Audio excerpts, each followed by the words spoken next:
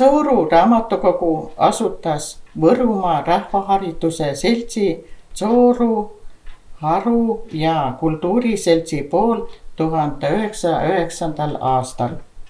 1925. aastal asus raamatukogu Lepistu koolimajas. 50. aastatel raamatukogu sai 2 korral tulekahjus kannatada. 1970. 80.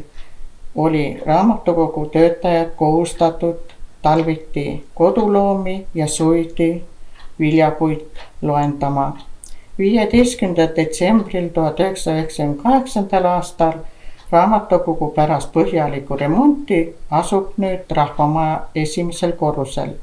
31. mail 2000 aastal toimus Tsoorus Eesti raamatu aasta raames Eesti raamatupäev, millest võtsid osa maakonna raamatukogu töötajad.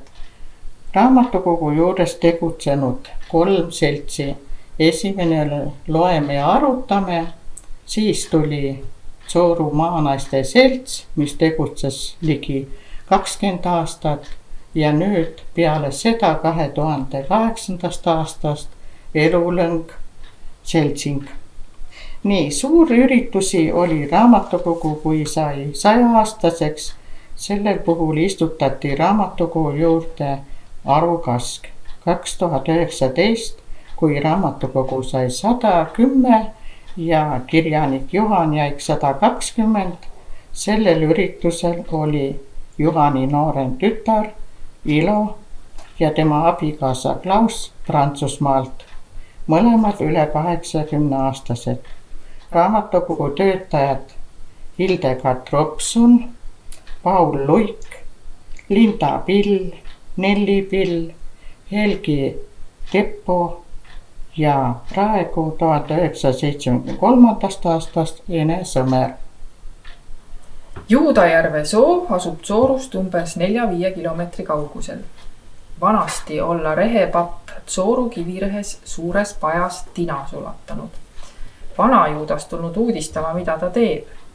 Rehepapp öelnud, et tal on silmad haiged ja keedab silmarohtu. Vanapagan hakanud paluma, et tal ka silmad valutavad, andku rehepapp talle ka silmarohtu. Rehepapp vastanud, et enne peab ta köitma vanapagana pingi külge kinni, sest muidu võib rohi kõrvale minna, kui äkki liigutab.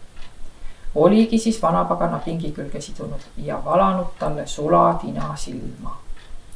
Vanapagan läinud kõige pingiga suure röökimise saatel läbi katuse otse Juudajärve. Miks Tsooru Vanaroosa tee on käänuline? Vanarahvas räägib, et Tsooru mõisnik läinud külla Vanaroosa mõisnikule, kelle juures oli pidu. Tsooru mõisniku koju tagasitulek oli keeruline ja sellepärast ongi Tsooru ja Vanaroosa vaheline tee käänuline. Head Eesti raamatu aastat Tsooru raamatukogust!